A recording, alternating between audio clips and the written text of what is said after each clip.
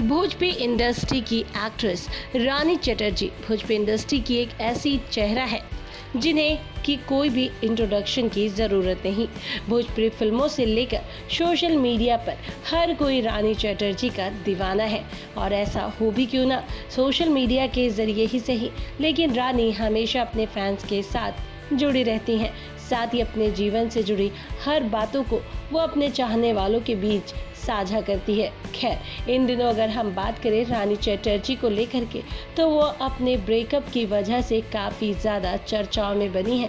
दरअसल में कुछ समय पहले ही रानी चटर्जी की शादी को लेकर के बातें चल रही थी, लेकिन इन सब के बीच में रानी चटर्जी का ब्रेकअप हो गया, जिसके बाद रानी चटर्जी का कहना है कि एक बार भरोसा टूट जाने के बाद वो भरोसा बार बार किसी पर नहीं बन सकता। खैर दोस्तों, जिस तरीके से रानी चटर्जी का दिल टूटा है, अब देखना ये होगा कि आने वाले समय में कब रानी चटर्जी को मिलता है उनके सपनों का राजकुमार।